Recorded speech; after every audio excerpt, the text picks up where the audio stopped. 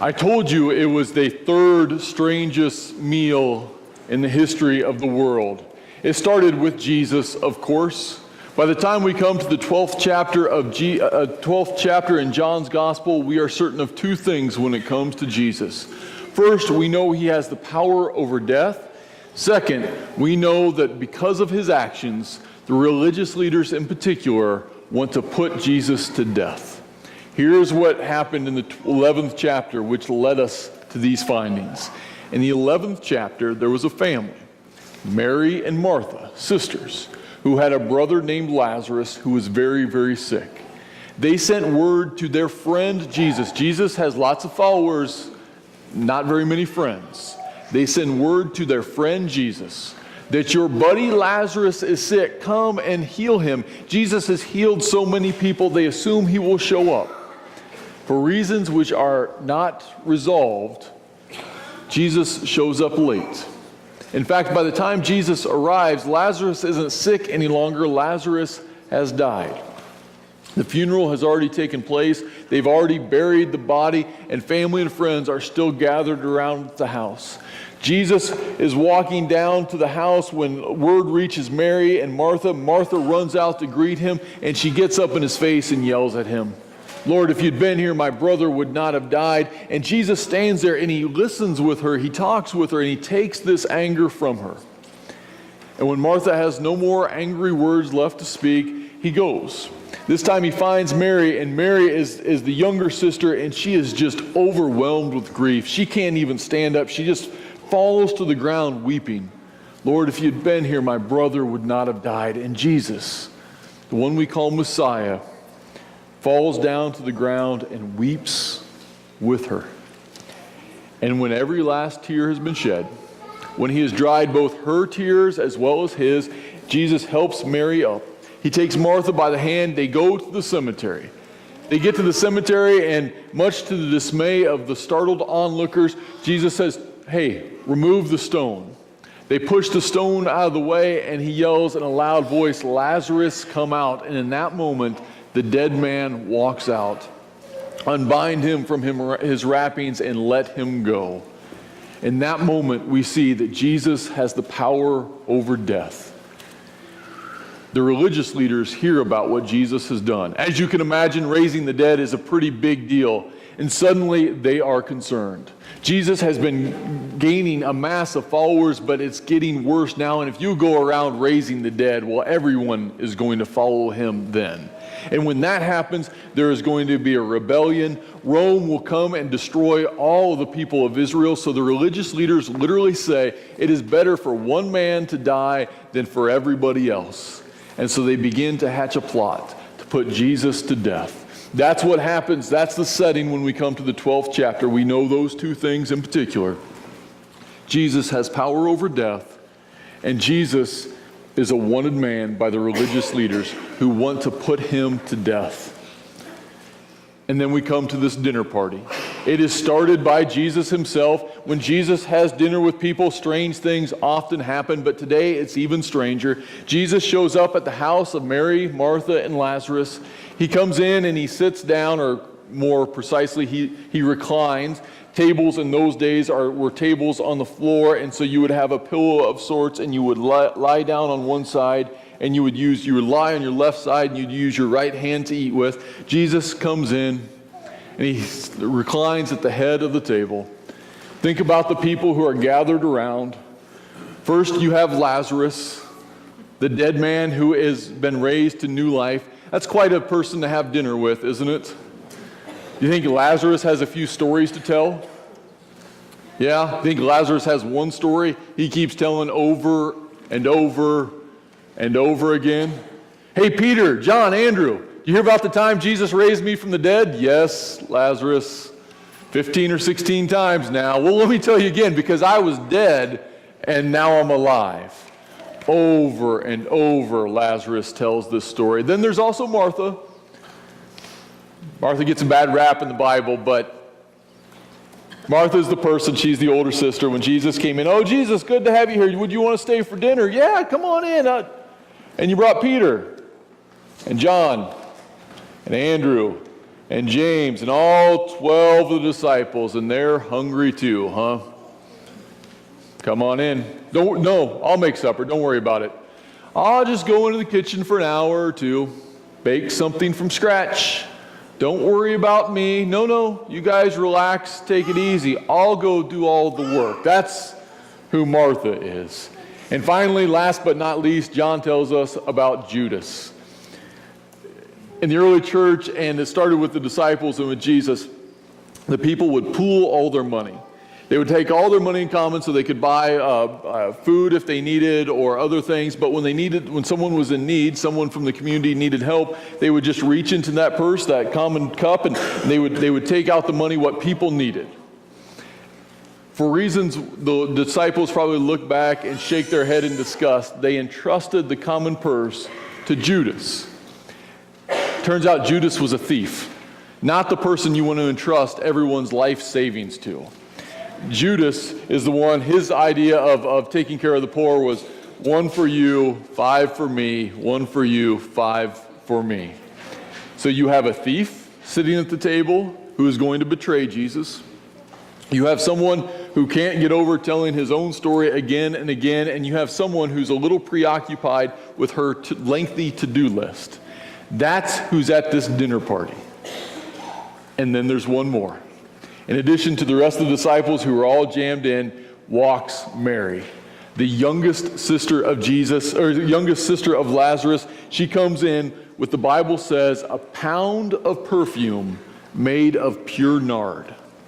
She comes in and she goes to the feet of Jesus. Remember, they are reclining. She goes to the feet of Jesus and she begins to anoint his feet with oil. I cannot overemphasize how strange this would have been, how startling this would have been for those who are gathered around the table. First, Mary, to point out the obvious, is a woman. In the ancient world, a woman who was not married to a man would not touch a man. Not in public. It was just simply not done. It would have been scandalous. And yet Mary goes and she's touching his feet. You can imagine all the other disciples looking around going, what's going on here? And to make matters even more scandalous, she begins to wipe his feet with her hair. It is an emotional act of love that is unnerving. And especially in the first century where emotions were really kept at arm's length, to see Mary doing this, to adore Jesus in such an emotional manner, must have been just terribly, terribly troubling for all the people at the table. But that's not the worst part. She brings a pound of perfume made of pure nard. We find out later it is worth 300 denarii. 300 denarii is a year's worth of wages for an average working person. So here's what happened in the room. And I'm going to do an experiment. I need your help. Can you play along for a moment? To understand what is happening in this story, I'm going to need you to close your eyes. Just trust me, close your eyes. At one point, I am going to need you to open your eyes again, but just close your eyes, and I want you to imagine something. I want you to imagine that you go home from church this afternoon, and whatever you make in a year's time, that amount of money is sitting on your kitchen table. Okay, don't get too excited. This is just pretend, all right? It is laid out in $10 and $20 bills. You take that money, however much it is, lot or a little, and you go to Target and to Walmart and to every other store in town which sells perfume or lotion. And you buy every last bottle. You bring it home and you begin to put it on your table. I'm guessing you have hundreds of bottles by now, probably more than your kitchen table can hold. It's overflowing. And suddenly your best family and friends come and gather together. They're jammed into your kitchen, all gathered around, all right, with your eyes still closed. Can you see that? Okay, here's what I want you to do now. With your eyes still closed, I want you to imagine suddenly all those bottles of lotion and perfume are opened up, and suddenly they are all poured out on the ground, on the kitchen floor. Hundreds of bottles of perfume and lotion. Now, having pictured it, I want you to take a deep breath in through your nose and tell me what you smell. Open your eyes. Did you smell it? Turn to your neighbor. Hundreds of bottles, a year's worth of salary for perfume and lotion. What did you smell? Was it good? How many people say good? A couple say good. How many people say bad? Yes. Whatever you smell is what you smell. It's a taste thing. Some people say good, some people say bad. Give you a quick story. I won't tell you what age I was, but before I was shaving, I decided I was going to wear aftershave. I didn't need to wear aftershave, but I wanted to wear aftershave. I think some friends were wearing aftershave, so I thought I would try. I put a little aftershave on. I didn't know how to do it. I just put a little here, a little here. Went to school. A girl named Heidi Gilbreath, neighbor from across the street, down the road a little ways, walked by me and said, you smell good, Justin. You know what I did that night? I went home and I was like I was bathing in it. Next day for school, I put on as much as I could. A little is good. A lot, not so much. This is a year's salary of perfume in a tiny little house. She's just layering it on the feet of Jesus. Do you know how bad that room must have reeked? I mean, it's a pleasant odor, but it's just too much. To make matters worse, you know how people at the dinner table are acting, right? Lazarus is like, hey, everybody's looking at Mary. Hey, what about me? I was raised from the dead. Nobody wants to listen to me. Martha's saying, come on, Mary, help me in the kitchen already. Put away the perfume. Judas is the one complaining, saying, why didn't we sell this and give it to the poor? Though he didn't want to give it to the poor. He just wanted to put it in his pocket and give a couple sandwiches to the poor. You see how strange this dinner party is. Here's the two things I want you to remember about this story, however. And that is this. Not that it's so strange, but it is this. In the Bible, you only anoint two different people with perfume such as this. One would be a king, royalty. The second, a corpse. In the ancient world, family and friends would put this type of perfume, this type of oil, over someone who had died, so it would keep the smell of death away. Does Mary know? Everybody knows that the religious leaders want to put Jesus to death, but I happen to think that Mary knows something even more. I think Mary knows that not only is Jesus going to die, but that Jesus has power over death, which she has seen with her own eyes, that he really is the King of Kings, the Lord of Lords, the one humanity has been waiting for. I think this not only because she anoints Jesus and his feet with this oil, but on Easter morning in the Gospel of John, when Lazarus, Judas, Peter, John, and everybody else are still sleeping or doing heavens knows what, you know what Mary is doing? She's the one going to the cemetery.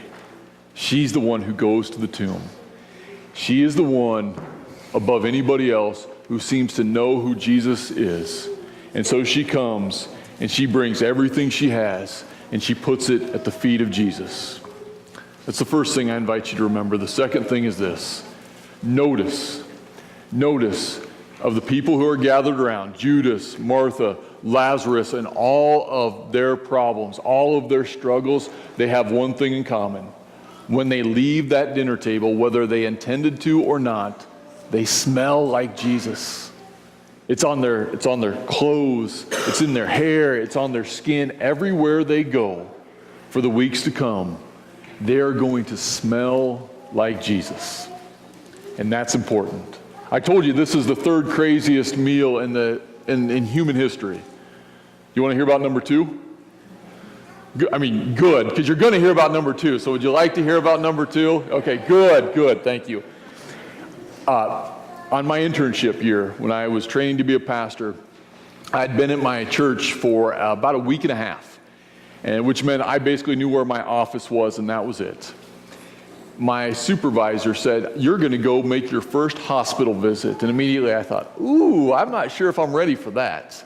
It's okay, you're going to see a sweet man named Emil. You'll love Emil. She gave me the address. I got lost a couple times, eventually made my way to the hospital. I walked in and I saw Emil. I think he was a 79-year-old man, one of the tiniest people I had ever met. I looked at him in his hospital bed. It seemed like it was a king-size bed. He was just this tiny little man who was had just recovered from knee surgery, not knee replacement surgery, but just he called it a minor knee surgery. And we talked for a while, and he mentioned that he was kind of down because he wasn't going to be able to exercise for a couple of weeks. And I said, "Oh, you like to exercise?" "Yes." He said, Do you like to exercise?" And at that period of time, there was a short period of my life, like very short, when I was into jogging.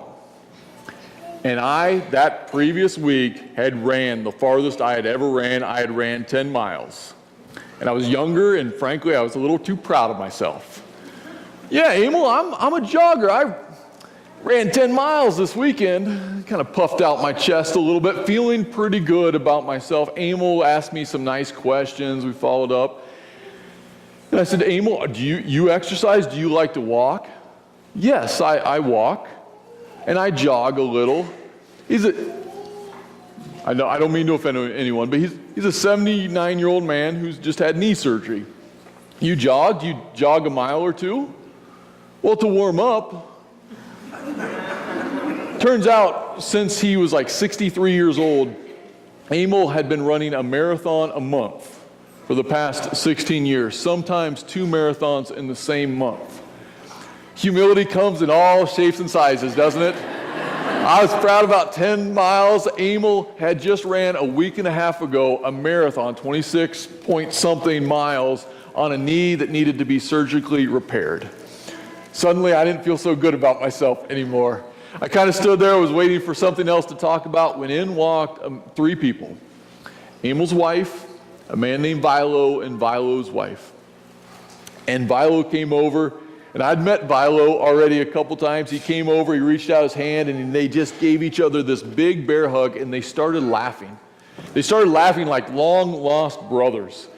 And I thought, surely these two have known each other their entire lives. And so after they chatted for a few minutes, I said, "Have you guys known each other your entire lives?" And they just kept laughing and laughing. And finally one of them said, "No, we met during the war. We're friends back from World War II, and both the wives did this because they knew they were about to tell the story that they had told hundreds of times." But I was intrigued. I said, "Well, tell me, when did you meet? Were your friends from the war?" They were both World War II veterans. And they said, "Well, here's how it worked. About 20 or 30 years ago, Emil and his wife had moved to town. The wives had met at church, and so they had decided they would get their husbands together. The 4 of them were going to have dinner one night. So Emil and his wife went over to Vilo and his wife's home. They sat down, and the women were moving around talking, and the men were sitting at the table, and they began to talk. And they talked about how they were both World War II veterans. I'm not sure how that came up, but then they talked about where they were stationed, and they realized they'd both been stationed in southern Germany. And then they talked about the period of time, and they were both there at the same period of time. And then they talked about this little village on the southern tip of Germany, where there was one army here and one army here, trying to fight basically for this territory, firing shots back and forth at one another, and both could describe that village in detail. Both could tell you all about the surrounding landscape. And they told me that's where we met. Here's what I didn't know. Emil was from Germany. Vilo was from the United States. They had met on the battlefield, had been likely firing shots back and forth at one another. And as I stood there, my first hospital visit, wondering what in the world just happened here, I asked, "How did you two become friends?" And they said, "Well, we sat and we talked, and we ate, and we shared our stories." And they started talking about, the wives had to include this part. They started talking about the people they had lost in the war. And they started talking about what had happened to them. And they began to become emotional, and they listened to one another's story, and in the presence of a very, very holy moment around a kitchen table, they were changed and transformed. And these two who had been enemies at one time became more than friends, they became brothers. That is the second strangest dinner meal I've ever heard of. That people could be transformed gathering around a table. The third was a story from the Gospel of John. The second was what happened to Philo and Emil. You know the strangest dinner party I have ever heard of?